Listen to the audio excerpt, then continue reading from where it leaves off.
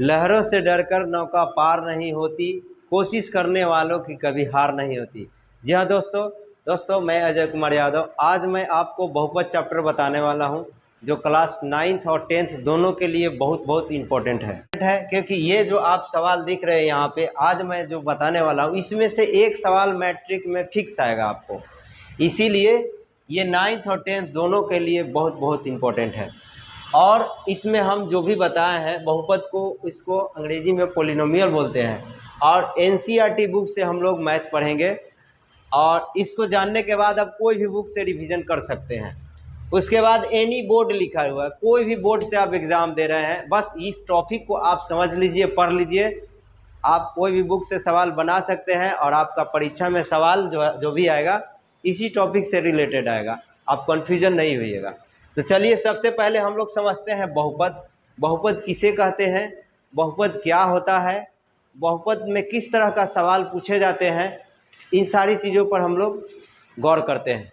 तो सबसे पहले यहाँ पे लिखा हुआ है बहुपद, जिसको अंग्रेजी में पोलिनोमियल बोलते हैं।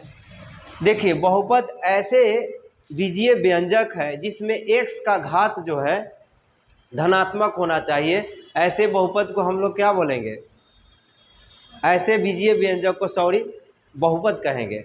फिर से एक बार समझिए, ऐसा बीजीय व्यंजक जिसमें चर x का घात धनात्मक हो, तो ऐसे बीजीय व्यंजक को हम लोग बहुपद कहते हैं।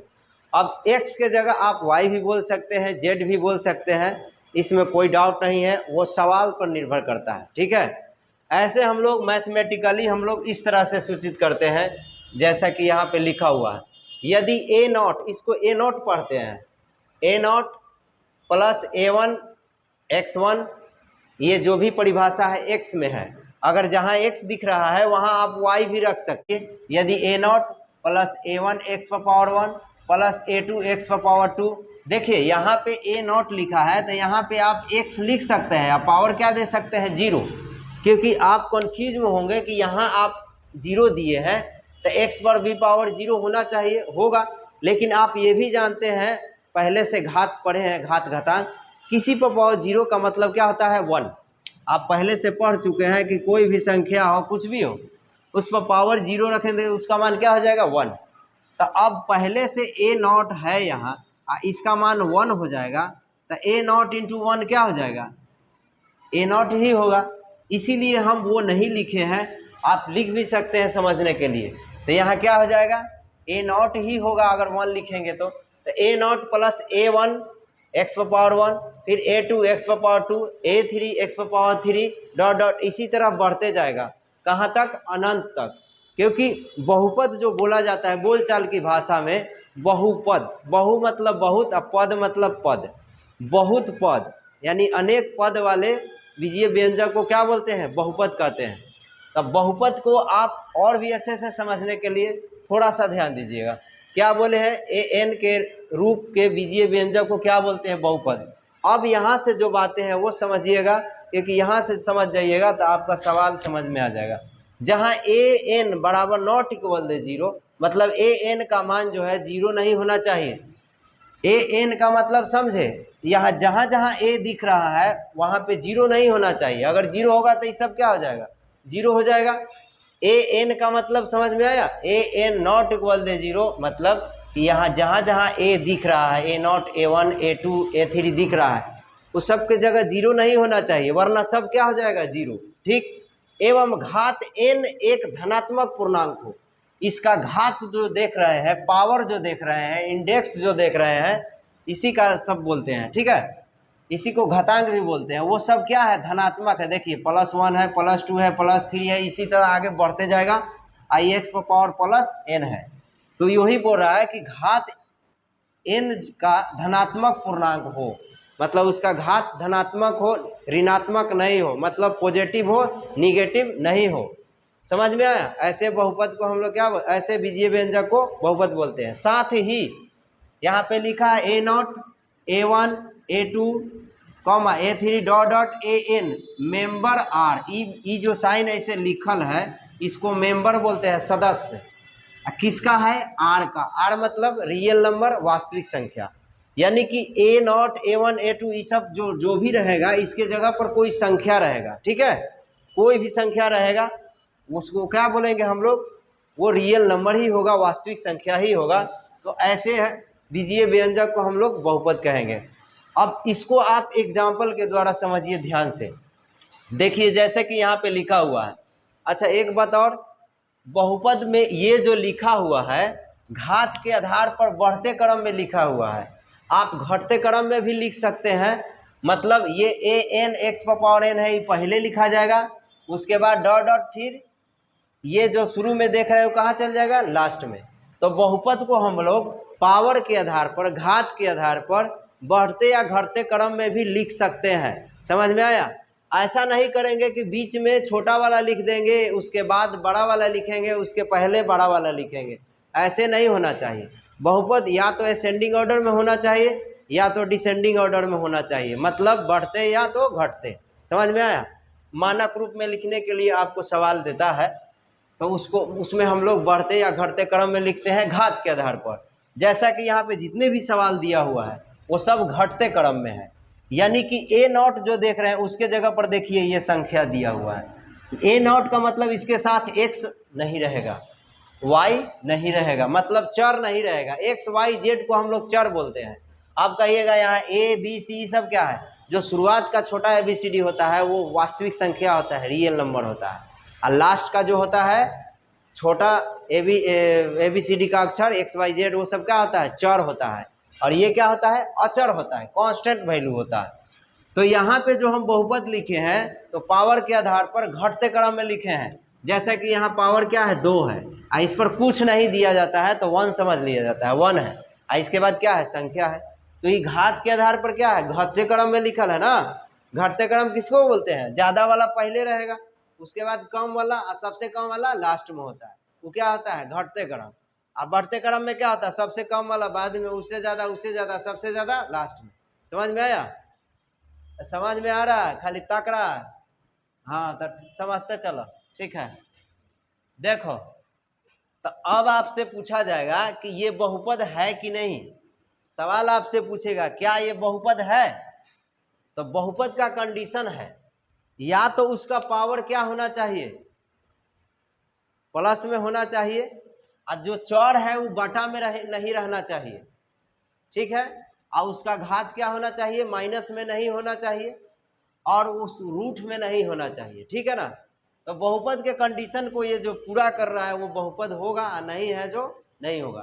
तो पहले यहाँ पे हम लोग जो भी सवाल पढ़ रहे हैं उसको ध्यान से समझेंगे। तो ये देखिए x का पावर क्या है, धनात्मक है, और ये यहाँ पे 4 है, यहाँ कुछ नहीं तो 1 लिख सकते हैं। समझ में आया? और उसके बाद क्या है, ये संख्या है यानी A0 के जगह, तो ये बहुपद है, ठीक है। उसके बाद फिर यहाँ देखिए 3 x का पावर क्या है, 3 है, और 4/√3 है, x है, माइनस √3 है। क्या ये बहुपद है? ये भी बहुपद है। अब आपको थोड़ा ऐसे सवाल बताते हैं जो बहुपद नहीं हो, क्योंकि इसमें आप समझ गए। अब इधर का जो भी सवाल देख रहे हैं ये जो है बहुपद नहीं है। क्यों नहीं है, आइए समझते हैं। हम देखिए x का पावर क्या है, -3 है, ये तो खत्म हो गया, बहुपद नहीं है, क्योंकि यहाँ पे लिखा है घात n एक धनात्मक पूर्णांक होना चाहिए, यानी कि x या y जो भी होगा उस पर घात क्या होना चाहिए, प्लस में होना चाहिए, लेकिन ये कौची में है, माइनस में है, तो ये बहुपद नहीं है, ये बहुपद नहीं होगा। अब आइए इसमें, आइए देखिए ये x पावर 2 है जो प्लस में है, धनात्मक है, लेकिन यहाँ क्या है, 4y है। अब बताइए x भी है y भी है, तो आप परिभाषा में पढ़े हैं, इसमें x और y है कहीं नहीं है, या तो सब x में है या तो सब y में रहना चाहिए। तो ये x और y क्या है, दोनों है, इसीलिए ये बहुपद नहीं है, बहुपद के परिभाषा को सपोर्ट नहीं करता है। समझ में आया? ये भी बहुपद नहीं है। उसके बाद देखिए यहाँ x है प्लस 1/x है, यानी कि इसमें जो चर शामिल है x वो क्या है, बटा में भी है, इसमें जो x शामिल है वो बटा में है कोई नहीं है, इसीलिए ये भी क्या होगा, बहुपद नहीं होगा। समझ में आया? उसके बाद फिर देखिए यहाँ वही सवाल है, फिर सेम y पर पावर 2 है तो ठीक है, प्लस में है, लेकिन 1/y पर पावर 2 है। अब ये बटा में आ गया, इसमें कोई बटा में है नहीं है, इसीलिए क्या होगा, ये भी बहुपद नहीं होगा। अब यहाँ पे आइए, देखिए रूट में x है या +4, इसमें कोई रूट में है x वाला। देखिए a1 a2 a3 ये जो है संख्या है, इसके जगह पर रूट रह सकता है, कोई दिक्कत नहीं है, लेकिन ये चर जो है वही रूट में है तो बहुपद नहीं होगा। तो क्या हो जाएगा, नहीं होगा। समझ रहा है ना, ध्यान से समझिएगा। आइए, एगो फिक्स है, परीक्षा मैट्रिक में आएगा ही, मैट्रिक वालों के लिए बता रहा हूँ, और 9th में भी तो पूछेगा ही, क्योंकि ये बेसिक चैप्टर है, तो ये 10th में भी पढ़ना है, 9th में भी पढ़ना है। तो आप अब मैट्रिक में आपको परीक्षा में एगो फिक्स है, एगो सवाल इससे पूछता है। अब चलिए इसमें बताइए, ये बहुपद है, इसका घात क्या है, 2 है, और इसका घात ये तो रूट में हो गया, ये रूट में कोई था नहीं, इसीलिए ये भी क्या होगा, नहीं होगा। अब इधर आ जाइए, ये x पर पावर 3 है, यहाँ y आ गया, ये तो नहीं होगा, x और y दोनों नहीं हो सकता है। कितना बार बताए, या तो सिर्फ क्या होगा, x में होगा सब, या तो सिर्फ सब y में होगा। अब नीचे आ जाइए, x पर पावर -3 है, ये तो यहीं से खत्म हो गया, और नीचे भी x पर पावर -3 है, तो चलिए ये तो ऊपर जाके प्लस हो जाएगा, क्योंकि हम लोग घातांक में पढ़े हैं कि अगर 1/a पर पावर -3 है, कुछ भी रहे पावर माइनस में रहे, तो ये ऊपर जाके किस में हो जाता है, प्लस में। समझ में आया, लेकिन ई तो प्लस में हो जाएगा, ई कुछ में हो जाएगा, ई तो रहेगा जाएगा ना, इसीलिए ये भी क्या है, नहीं है। समझ में आया, तो इधर जो भी हम लोग पढ़े थे वो सब क्या है, बहुपद नहीं है। अब इधर आते हैं सवाल, अब आपको अच्छे से समझ में आएगा। अब देखिए यहाँ √2y² + 4y + 1 है। अब अभी आप बताएं कि रूट में नहीं होना चाहिए, इधर इतना सारा बखान कर दिए, यहाँ रूट में आ गया। देखिए रूट में ये संख्या है, y नहीं ना है, चर जो है इसमें शामिल वो रूट में नहीं रहना चाहिए। तो इस संख्या रूट में उससे क्या मतलब है, वो तो बताइए दिए है कि वास्तविक संख्या रहेगा, यानी इसके जगह पर दुनिया का कोई भी संख्या रहे उससे मतलब नहीं है, आपको इसमें जो चर शामिल है उससे मतलब होना चाहिए। यानी कि अगर y है तो y से मतलब रखिए, x है तो x से मतलब रखिए, और z है तो z से मतलब रखिए। तो बोलिए y पर पावर क्या है, 2 है, प्लस में है, यहाँ y पर पावर कुछ नहीं तो 1 है। अब संख्या रूट में उससे क्या मतलब है, इसका मतलब ये भी क्या है, बहुपद है ना जी। फिर यहाँ देखिए -√5/3 है, छोड़िए ना, संख्या से तो कोई मतलब ही नहीं है। आप जो चर इसमें शामिल है उसको देखिए, y पर पावर +3 है, और यहाँ क्या है, √3 है, तो y ना इसमें केवल है, तो y क्या है, प्लस में है, इसलिए ये भी क्या है, बहुपद है। समझ में आया।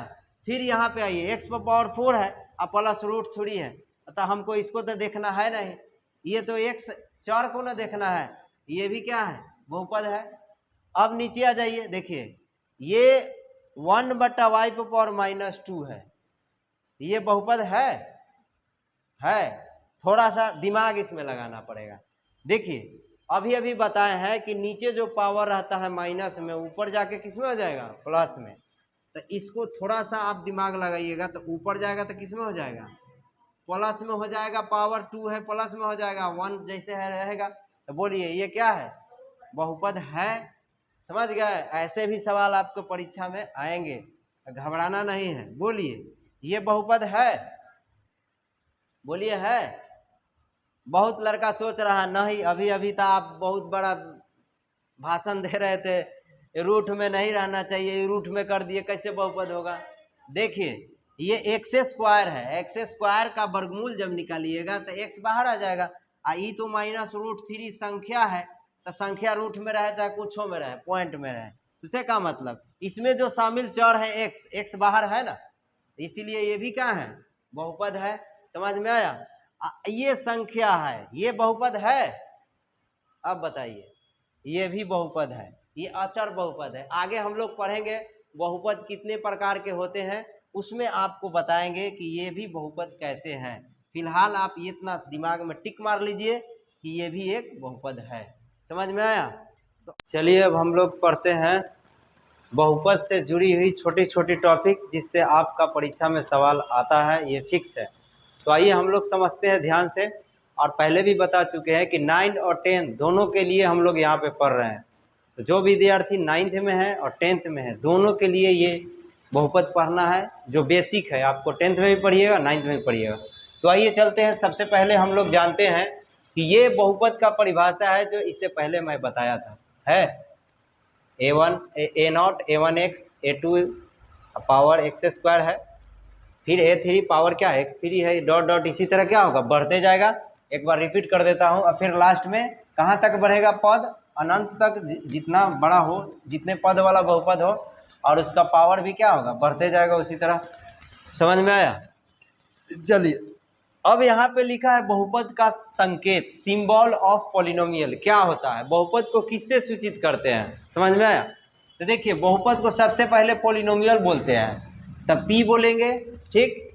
उसके अंदर ये परिभाषा अगर x में है तो यहाँ क्या हो जाएगा x, मतलब अगर सवाल x में रहेगा तो यहाँ अंदर क्या रहेगा x, अगर y में रहेगा तो अंदर y हो जाएगा, z में रहेगा तो अंदर z हो जाएगा, इसलिए कन्फ्यूजन नहीं होइएगा, ठीक। उसी तरह अब पोलिनोमियल जो है g ऑफ x इसको पढ़ते हैं, t ऑफ x पढ़ते हैं, r ऑफ x पढ़ते हैं, q of x, f of x, s of x। समझ में आया? ए बी सी डी के छोटा कोई भी अक्षर रहेगा, ए बी सी ये 3 डी ई एफ शुरुआत से जो है ए बी सी डी 4-5 जो शुरुआत का है वो छोड़कर बाकी सब जो अक्षर शुरू होता है वो पोलिनोमियल होता है। जैसे बताए A B C D E, यहाँ तक वो सब कांस्टेंट वैल्यू होता है, इसीलिए उसको नहीं लिखा जाता, ठीक है। उसके बाद F of X, G of X, ये आर ऑफ एक्स, ये सब होता है। सुनिए तो एच ऑफ एक्स भी होगा, एच ऑफ एक्स भी लिख सकते हैं। ये सब क्या है, पोलिनोमियल को इंडिकेट करने का ये एक सिंबल है, ठीक है। अब हम बहुपद ना लिख करके आपसे ये लिख देंगे ऐसे, पी ऑफ एक्स बराबर 4x प्लस 3। समझ में आया? तो ये बहुपद बराबर इतना है, ठीक है, 4x प्लस 3, या ऐसे भी लिख देंगे 4x स्क्वायर माइनस 3। तो ये पी ऑफ एक्स का मान होगा। अब पी ऑफ एक्स की जगह कोई जी ऑफ एक्स लिखा है तो ये भी ठीक है। समझ में आया? तो ये सब जो देख रहे हैं इससे बहुपद को सूचित किया जाता है, इंडिकेट किया जाता है। समझ में आ गया? अब नीचे दूसरा नंबर टॉपिक है बहुपद के गुणांक, कोफिशिएंट ऑफ पॉलिनोमियल। बहुपद का गुणांक क्या है? तो देखिए इसमें जितना भी a0 a1 a2 a3 dot dot n तक जाएगा वो सब बहुपद का क्या है, गुणांक है। जैसा कि यहाँ पे हम लिखे हैं a0 a1 a2 a3 a4 dot dot dot an तक, ये सब क्या है, बहुपद के गुणांक है। जैसे कि यहाँ पे एग्जाम्पल हमने यहाँ एक दिया है, तो ये बहुपद है। अब पूछेगा कि इसका गुणांक बताइए, तो इसका गुणांक क्या है, 4 है, 3 है, और ये 1 का तो 1 हो जाएगा ना। ये बहुपद का गुणांक हो गया, ठीक है। लेकिन सवाल आपको अलग से पूछेगा। फिलहाल आप ये समझ गए कि ये सब क्या है, इस बहुपद का ये सब गुणांक है। लेकिन आपसे सवाल ऐसे पूछेगा कि इसमें एक्स स्क्वायर का गुणांक बताइए। ध्यान से समझिएगा, ये जो बहुपद दिया हुआ है एग्जाम्पल में, तो इसमें पूछेगा एक्स स्क्वायर का गुणांक बताइए। तो एक्स स्क्वायर ये ना है, इसका गुणांक बताइए। तो इसमें कितना से गुना है, 4 से। तो इसका आंसर क्या हो जाएगा, 4। क्या लिखेंगे, एक्स स्क्वायर का गुणांक बराबर 4। समझ में आया?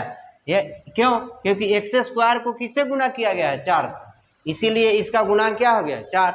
अब पूछेगा कि x का गुणांक बताइए, तो x का गुणांक कितना होगा, 3, क्योंकि x को किससे गुना किया गया है, 3 से। समझ में आया? तो सवाल आपको ऐसे आएगा, लेकिन हमको आपको समझाना है पहले कि गुणांक कौन होता है। तो ये सब गुणांक है ये परिभाषा के मुताबिक। लेकिन अगर सवाल ऐसे पूछेगा तो इस सब का गुणांक होगा, जिसमें एक्स स्क्वायर का 3x का क्या हो जाएगा 3, और 1 का क्या हो जाएगा 1। लेकिन इसमें भी आपसे पूछेगा कि नहीं x का गुणांक बताइए, तो x का गुणांक 3, एक्स स्क्वायर का पूछेगा तो 4 हो जाएगा। समझ में आया? फिर आपसे ऐसे भी पूछेगा, जैसे दूसरा नंबर एक यहाँ सवाल दे देते हैं, 3y square root 3y plus 3। तो बोलिए इसमें पूछेगा y का गुणांक बताइए। तो बोलिए y का गुणांक आप क्या लिखिएगा, y का गुणांक बराबर क्या हो जाएगा, -√3। ये माइनस भी लिखिएगा, चिन्हवा लिखिएगा, ठीक है ना। अब कहिएगा यहाँ प्लस था तो आप काहे नहीं लिखे हैं, तब प्लस वाला नहीं लिखाता है, समझ गया ना, माइनस वाला लिखाता है, ठीक। तब बोलिए y यही ना है, y का गुणांक क्या हो गया, -3 हो गया। वाई स्क्वायर का कहता था क्या होता, 3 होता। समझ गए? तो ऐसे आपको सवाल पूछेगा, ठीक। अब फिर भी किसी तरह का समस्या होगा ना तो कमेंट में बोलिएगा, दूर कर देंगे, ठीक है ना। अच्छा देखिए, यहाँ पे थोड़ा तिरछा लिखा जाता है बोर्ड पर, तो आप कंफ्यूज नहीं होइएगा, थोड़ा सा लिखने में टेढ़ा मेरा हो जाता है। अब देखिए, अब यहाँ पे सवाल तीसरा नंबर टॉपिक है बहुपद का घात या घातांक, डिग्री ऑफ पॉलिनोमियल। आपसे सवाल इससे भी पूछता है, बहुत सवाल इससे पूछता है। ये दो टॉपिक जो है ना बहुत इंपॉर्टेंट है। ये तीसरा नंबर है, चर x के सबसे अधिकतम घात को बहुपद का क्या बोलते हैं, घात। अब इस परिभाषा में अगर आते हैं तो सबसे अधिकतम घात क्या है, x देखिएगा, x वाला तो क्या है, n है, तो इसका घात क्या हो जाएगा, n हो जाएगा। अच्छा, ये सब बहुत मिस्टेक है कि सर x है कि n है, ये सब x है, ठीक है ना, x है, ये भी x है, लेकिन ये जो है ना n है, इस पर पावर भी क्या है, n है, ठीक है ना।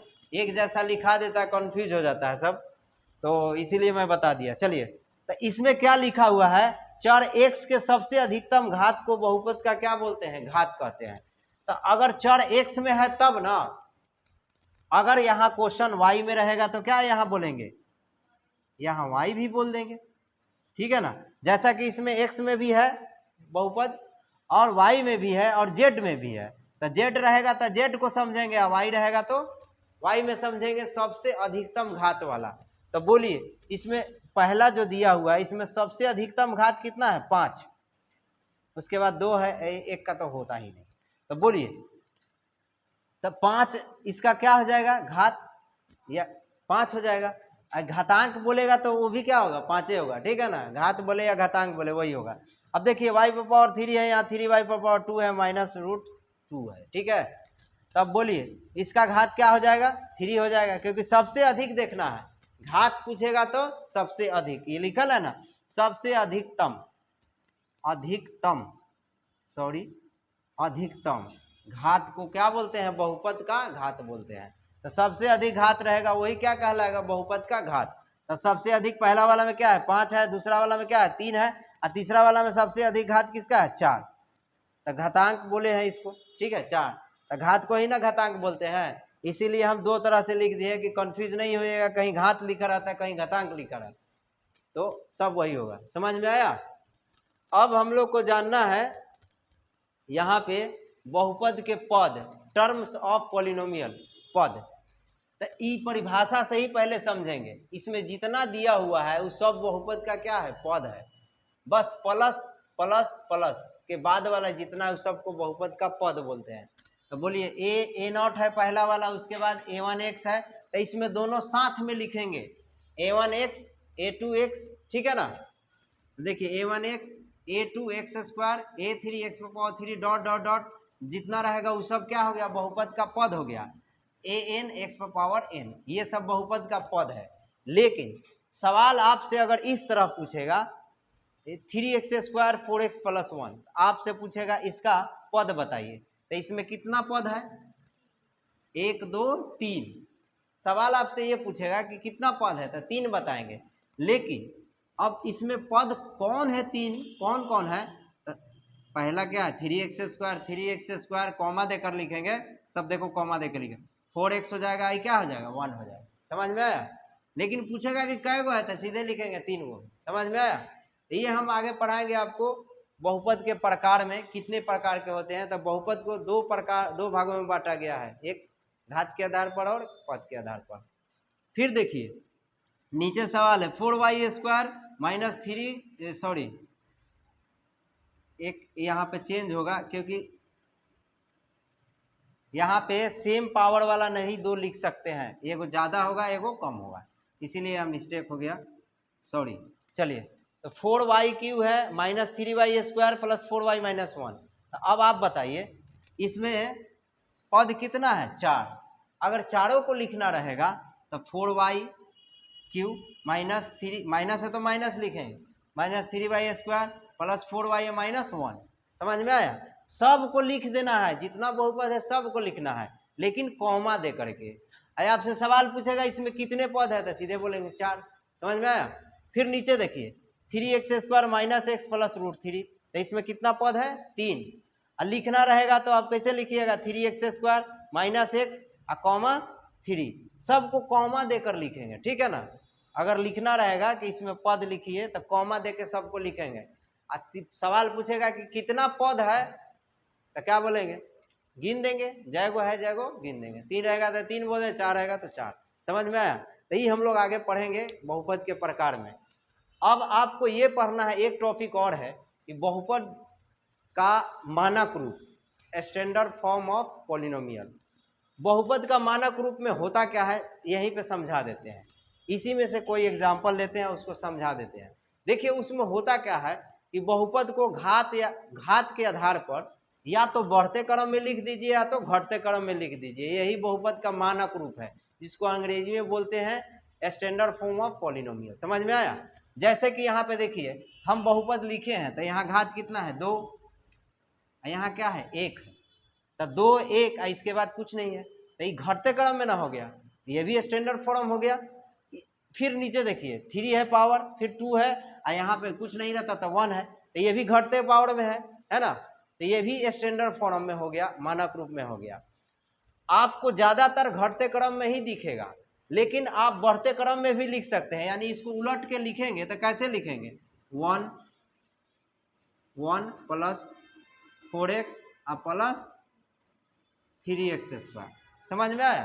तो ऐसे भी लिख सकते हैं, लेकिन ज़्यादातर आपको ऐसे ही लिखा हुआ मिलेगा, लेकिन ऐसे भी लिखा रहेगा तो वो गलत नहीं होगा, समझ गए, याद रखिएगा। लेकिन गलत कब होगा, जैसे कि यहाँ पे देखिए, यहाँ पे है 3x², 4x पर पावर 5 माइनस 3x माइनस 1, तभी गलत हो गया। ई न बढ़ते क्रम में है न घटते क्रम में। यहाँ घात x वाला को देखेंगे, घात यहाँ कितना है 2, और यहाँ x पर घात कितना है 5, यहाँ कितना है 1, कुछ नहीं तो 1 है। तब बताइए ई न बढ़ते क्रम में है न घटते क्रम में है, इसीलिए ई बहुपद का स्टैंडर्ड फॉर्म नहीं हुआ। समझ में आया।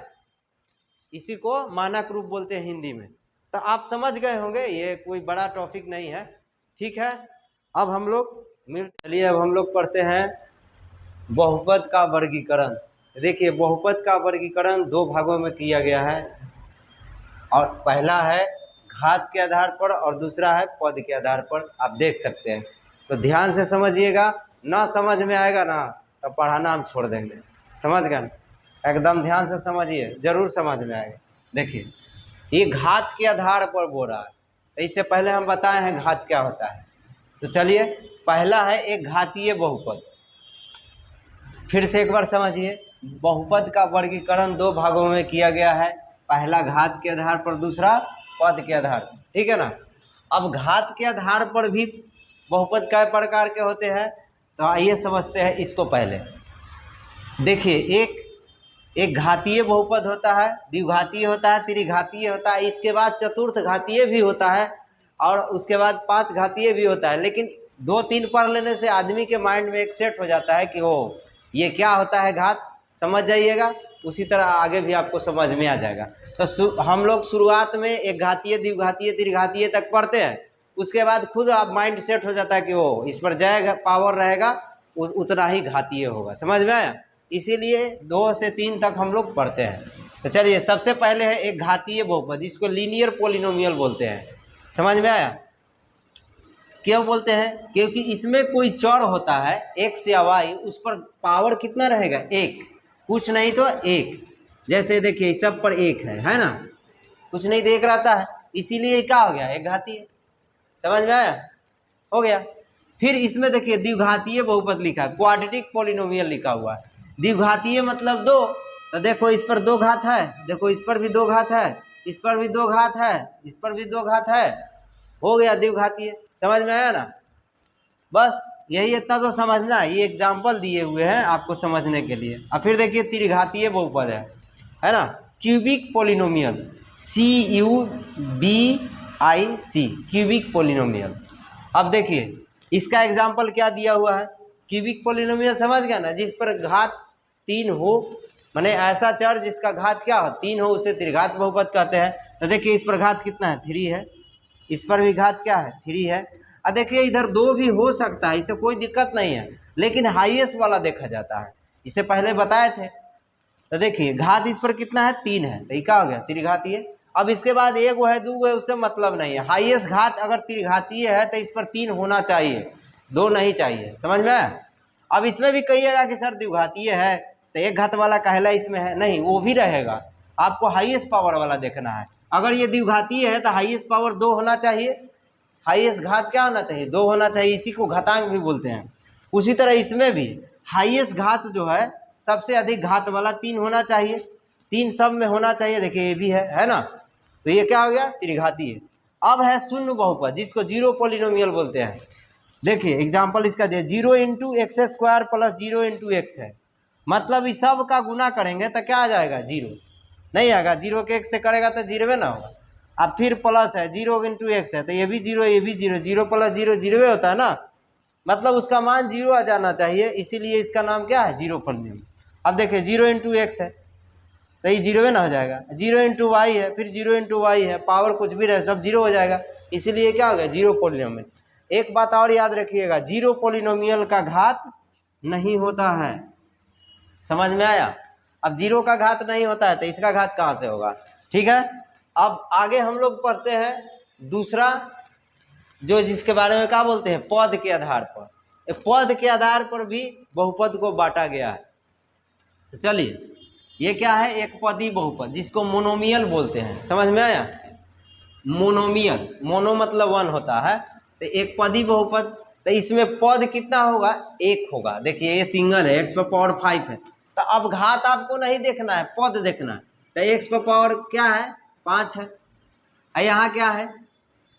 -x है, एक गो ना है, सिंगल है। अब इससे पहले हम बताए थे एक पदी द्विपदी क्यों होता है, पद के बारे में बताए थे कि बहुपद का पद कौन होता है। फिर देखिए यहाँ 3 और y⁴ है, तो y⁴ 200 रहे चाहे 2000 है, उससे मतलब नहीं है। इसमें क्या है? सिंगल ना है, एगो है। इसमें भी देखिए एगो है, इस पर देखिए पावर 20 है, तो पावर से आपको मतलब नहीं है, इसमें एक एगो ना है, इसीलिए क्या आ गया? एक घाती एक पदी बहुपद। ठीक है ना। फिर दूसरा देखिए, इसमें द्विपदी बहुपद, बाइनोमियल, बाइनोमियल, पॉलिनोमियल। बोलिए इसका एग्जांपल क्या? 3x - 1, तो 1 2, देखो इसमें 2 को पद हुआ ना, अब वो बीच में प्लस माइनस है, उत्तम मतलब नहीं। देखो ये है और ये है, 2 पद हुआ ना, पावर कुछ भी है उससे भी कोई लेना देना नहीं। इसमें खाली ये आपको गिनना है, 2 को शामिल है, 2 को पद है, 1 2, प्लस या माइनस के बाद 2 को होना चाहिए गिनने पर, 1 2 1 2, है ना। ये क्या हो गया? द्विपदी। फिर नीचे देखिए 3y, ये त्रिपदी बहुपद है, ट्राइनोमियल। तो क्या हो गया? 3y पर पावर 3 है, पावर से तो कोई लेना देना नहीं, 1 2 3, 1 2 3, 1 2 3, समझ गए? ये क्या हो गया? त्रिपदी बहुपद। अब नीचे है अचर बहुपद, कांस्टेंट पॉलिनोमियल। अचर बहुपद उसको बोलते हैं जो केवल संख्या हो। तो देखिए यहाँ 2 है, 3 है, √3 है, -5 है, और 7/2 भी लिख सकते हैं। ये अचर बहुपद हो गया, इसको कांस्टेंट पॉलिनोमियल बोलते हैं। समझ में आया? उम्मीद करता हूँ कि समझ में आया होगा। मिलते हैं अगले वीडियो में।